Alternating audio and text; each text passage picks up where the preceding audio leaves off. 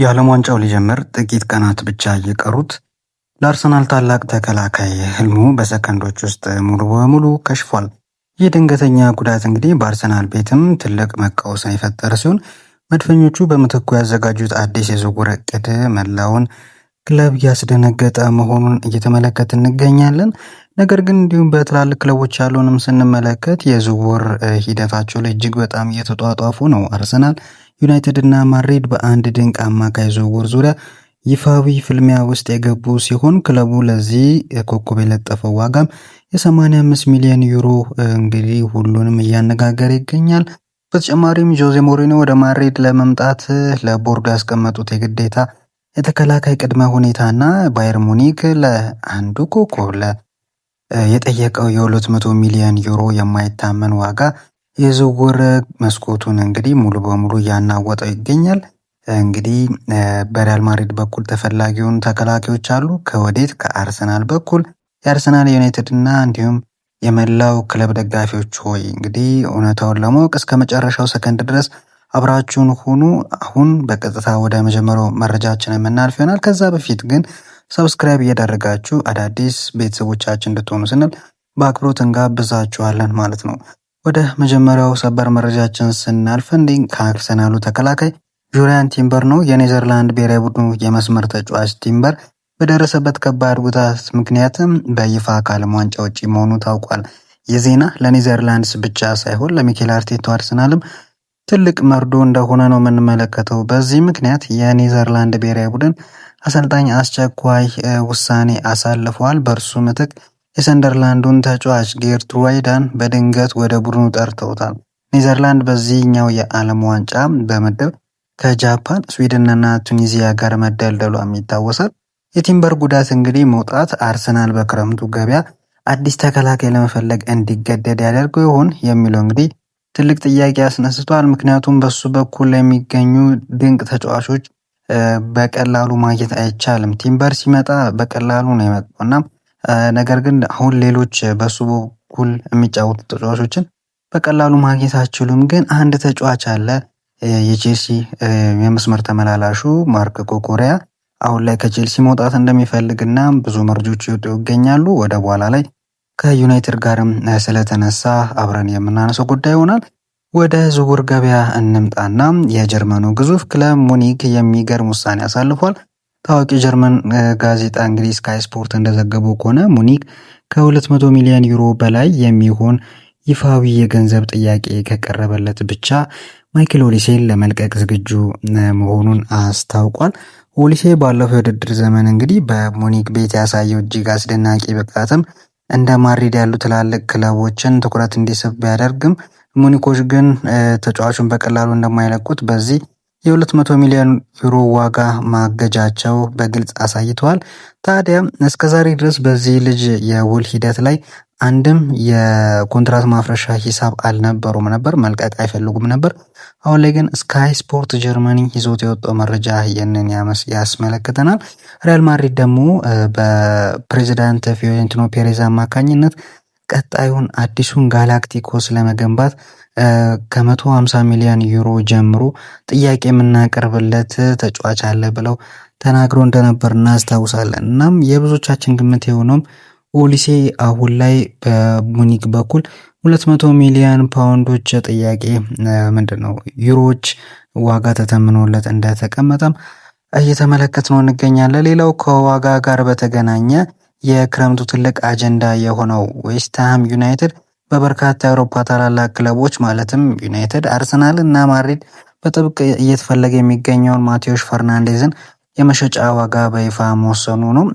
ዌስትሃም ለፈርናንዴዝ የጠየቀው ዋጋ መላውን የስፖርት ማህበረሰብ አስገርሟልም አስደንግጧልም ነው። 85 ሚሊዮን ዩሮ ነው ያወጣው ዋጋ። እንግዲህ ታዋቂው ጋዜጠኛ ፋብሪዚዮ ሮማኖ እንዳረጋገጠው ከሆነ ግን ዩናይትድ ከተጫዋች ወኪሎች ጋር ቀጥተኛ ንግግር የጀመረ ሲሆን ይህንን የ85 ሚሊዮን ዩሮ ዋጋ በከፍተኛ ሁኔታ ዝቅ ለማድረግ ድርድር እያደረገ ይገኛል።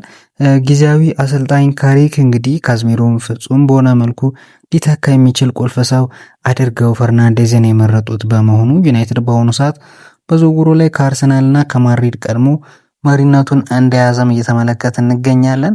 የዚህ ተጫዋች ዋጋ ለምን እነዚህን ክለቦች አስደነገጠ የምትሉ ከሆነ ምክንያቱ አንድና አንድ ብቻ ነው። ዌስትሃም ወርዷል። ዌስትሃም የወረደ ክለብ የዚህን አይነት ዋጋ አውጥቶ ተጫዋች ግዙኝ ማለት አይችልም። ምክንያቱም ማንም ኢንተረስትድ ካልሆነ ልጁ ደግሞ አብሮት መውረድ አይፈልግም ከዌስትሃም ጋር። ስለዚህ ሌላ ጸብ ውስጥ ሊገባ ይሆናል። እናም ምናልባት ዌስትሃም ማንቸስተር ዩናይትድ እዚህ ዝውውር ሂደት ላይ ስላለበት ብቻ ገንዘቡን ከፍ አድርጎ መጥራታቸው ትንሽ ቂላቂልነት ነው ብዬ አስባለሁ። ምክንያቱም አሁን ላይ ዩናይትድ ከኢኒዮስ አመራር ጀምሮ በጣም የለውጥ ሂደት ላይ እንዳሉ ተመልክተናል።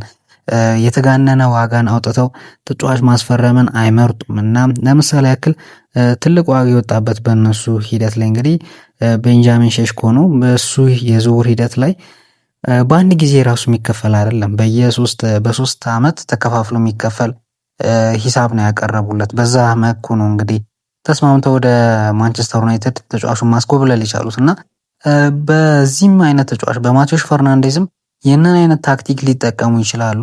ነገር ግን ደግሞ 85 ሚሊዮን ዩሮ በተአምር ሊስማሙ የሚችሉት ነገር ነው ብዬ አላስብም። ቢያንስ እንኳን እስከ 60 ሚሊዮን ዩሮዎች ያክል ሊስማሙ የሚችሉበት እድል አለ ብዬ ነው የማስበው። ወደ እንግዲህ የዝውውር ሂደቶቹ ላይ ይበልጥ የተወሳሰቡ የሚሄዱ መረጃዎች አሉ። ታዲያ ወደ ስፔን ስንሻገር ነው ታዋቂውና ታማኙ ስፔናዊ ጋዜጠኛ ሆዜ ሉዊስ ሳንቼዝ ይፋ ባደረገው መረጃ መሰረት በቅርቡ የሪያል ማድሪድን መንበር ይረከባሉ ተብለው የሚጠበቁት ሞሪኒዮ ለክለቡ ቦርድ ጠንከር ያለ ትዕዛዝ አስተላልፈዋል። ሞሪኒዮ እንግዲህ ከካላፊዮሪና ከግቫርዲዮላ አንዳቸውን የግዴታ አምጡልኝ ሲሉ ለሪያል ማድሪድ ማኔጅመንት በይፋ አሳውቋል። ሞሪኒዮ የጣሊያናዊን ተከላካይ ካላፊዮሪ ቅርብ ወዳጅና አድናቂ መሆናቸው ይታወቃል። ከዚህ ቀደም በሮማ ቤት አብረው የሰሩ አጋሮች ናቸው። ማድሪድ በመጪው የውድድር ዘመን የተከላካይ ክፍሉን ይበልጥ ለማጠናከር ከነዚህ ሁለት የዓለም ምርጥ ተከላካዮች መካከል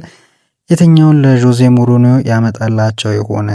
ይህ የሞሪኒዮ ጥያቄ በማድሪድ ቤት ብቻ አይደለም ውጥረትን እየፈጠረ ያለው በአርሰናልም ቤት ነው። አርሰናል አሁን ላይ ካላፊዮሪን በማድሪድ የሚያጣ ከሆነ ቲምበርም የጉዳት ሰለባ የሆነ ተጫዋች እንደሆነ እየተመለከት ነው እና ሂንካፔና ሞስኬራ ብቻ ይቀራሉ የመስመር ላይ። እንዲሁም ስኬሊና ዋይትም ይጠቀሳሉ። ግን ስኬሊ ሞር የመሃል ሜዳ ተጫዋች እየሆነ ይገኛል እና አርሰናልም የግድ የእነዚህን ተጫዋቾች ምትክ ማስፈረም መቻል አለበት እና የግድ የዝውውር ገበያው ላይ መውጣት መቻል አለበት።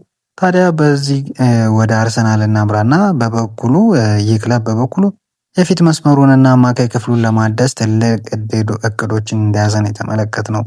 መድፈኞቹ የፎረስቱን የፊት መስመር አማካይ የሆነውን ሞርጋን ጊብስ ዋይትን ለማስፈረም ድርድር የጀመሩ ቢሆንም ከፈረንሳዩ ፒኤስጂ ግን ከፍተኛ ፉክክር እየገጠማቸው ይገኛል። ነገር ግን ለአርሰናል ደጋፊዎች ይበልጥ አስደሳች የሆነው መረጃ 16 ዓመት ከሆነው ጀሬሚ ሞንጋ ጋር የግል ስምምነት ላይ መድረሱ ነው። ሌስተር ሲቲ ወደ ሊግ ዋን በመውረዱ ምክንያት አርሰናል ፈጣን እንቅስቃሴ በማድረግ እንግሊዙን ኡስማን ዴምቤሌ እየተባለ የሚጠራውን ይህን ድንቅ ታዳጊ ወደ ኤምሬትስ ለማምጣት ተቃርቧል። ከበርነማውዙ ኤሌን ጁኒየር ክሩፒ ዝውውር ጎን ለጎን የዚህ ታዳጊ መምጣት የአርሰናልን የወደፊት የፊት መስመር ፍጹም የማይበገን ያደርጓልም እየተባለ እየተነሳ ይገኛል። እንግዲህ በመጨረሻም በለንደኑ ክለብ ቼልሲ ቤት ሌላ ትልቅ ራስ ምታት እየተነሳ ነው። ስፔናዊ የግራ መስመር ተከላካይ ኩኩሪያ ክለቡ በፕሪሚየር ሊጉ 10ኛ ደረጃን ይዞ ማጠናቀቁንና ከማንኛውም የአውሮፓ ውድድር ውጭ መሆኑን ተከትሎ ከስታንፎርድ ብሪጅ መልቀቅ እንደሚፈልግ ለክለቡ ቦርድ በይፋ አሳውቋል። ኩኩሪያ ወደ ባርሴሎና የመመለስ ህልም ቢኖረውም በአሁኑ ሰዓት ግን ዩናይትድ የተጫዋቹን ሁኔታ በጥብቅ እየተከታተሉት ይገኛሉ። ዩናይትድ ለሉክሾ ጠንካራ ተፎካካሪና ሽፋን የሚሆን የግራ ተከላካይ በንቃት እየፈለገ በመሆኑ ቼልሲ ለኩኩሪያ የጠየቀውን ከ40 እስከ 50 ሚሊዮን ዩሮ ከፍሎ ተጫዋቹን ወደ ኦልትራፎርድ ለማምጣት ድንገተኛ ጥያቄ ሊያቀርብ እንደሚችል ነው እየተመለከትን ያለ ነው። ከዚህ ጋር በተያያዘም ኤንዞ ፈርናንዴዝም ከቼልሲ መልቀቅ የሚፈልገው ሌላኛው ተጫዋች ነው። ሪያል ማድሪድ የተጫዋቹ ፈላጊ ሆኖ ብቅ እንደሚልም እየተመለከትን እንገኛለን። የዘንድሮ የዝውውር ገበያ ድራማዎች በእውነት እጅግ አስገራሚ መልክ እየያዙ ነው። ታዲያ የቲምበር በጉዳት ምክንያት ከዓለም ዋንጫው መገለል አርሰናልን ምን ያህል ይጎዳል? ዩናይትድስ ፈርናንዴዝን ከአርሰናል እና ከማድሪድ ፊት መንጠቅ ይችላል ወይ? ሐሳባችሁን ኮመንት ሴክሽን ላይ አስፍሩልን። ቪዲዮ ከተመቻችሁ ላይክ እንዲሁም ደግሞ እባካችሁ ቻናላችንን ሰብስክራይብ በማድረግ ቤተሰብ እንድትሆኑ ስንል በአክብሮት እንጋብዛለን፣ እናሳስባለን። በሚቀጥለው ቪዲዮና መረጃዎቻችን እስከምንገናኝ ድረስ ሰላም።